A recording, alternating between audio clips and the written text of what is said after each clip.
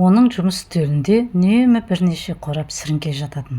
Бірде одан кеңседегі жұмысқа сіріңкенің керегі жоқ, мұны неге сақтап жүрсің деп сұрадым. Ол езу тартып жымиды да, бір ағаштан жасалады 1000 шырпы, 1000 ағашты өртей салар, бір шырпы деген татар мақалын білесің бе? Өте мағыналы сөз деп сіріңкенің қорабын қолына алды. Бірдеңе есіне түскендей сәл кідірді де, білесің бе, бұлар менің ұстазым ғой. Меніңше кез келген жансыз зат бізге тәлім бере алады. Мысалы, мына сіріңке маған үнемі уақыттың қадірін еске салып тұрады деді. Сосын ноутбугын жауып, сіріңкелердің бәрін алдына жайды да бір әңгімені бастады. Бала кезім, үйдің ауласында отырғам, әкем бақшада гүл суғарып жүрген. Менің ішім пысып, жалығып, айналсоқтап жүрдім де қойдым. Менің босқа уақыт өткізе алмай жүргенімді әкем байқап, балам, бар да шешеңнен бір қорап сіріңке әкел деп жұмсады. Аяғымды ерне басып сіріңке алып келдім. Әкем қорабын ашып, сіріңкелерді жерге төкті. Сөйтті де, мыналарды бірінің үстіне бірін қалап жина. Құламайтын болсын, қолыңнан не келетінін көрейін.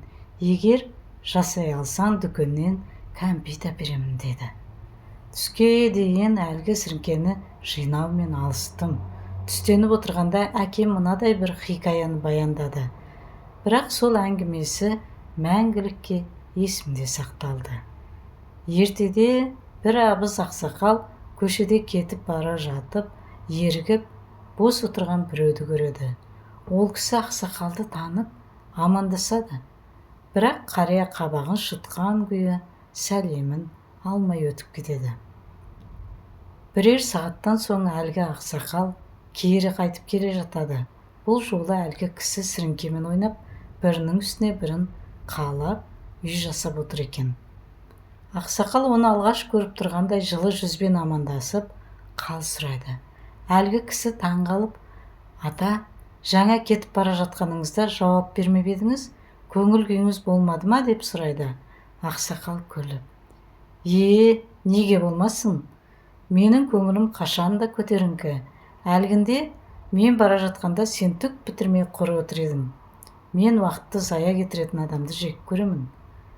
Жас кезіңде босқа кеткен уақыттар қартайғанда жүрегіңе дерт болар деген. Уақыттың қадірін ақымақ пен жалқау адам ғана білмейді.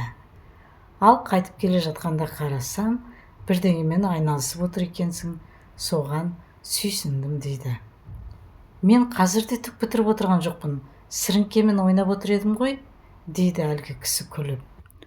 Ойында болса бір іс қой, саусақты қимылдатар жұмыс қой депті сонда ақсақал. Нұргүл оқиды айдарында тағы да кездескенше. Арнаға жазылып, жылы пікір қалдыруды ұмытпаңыздар.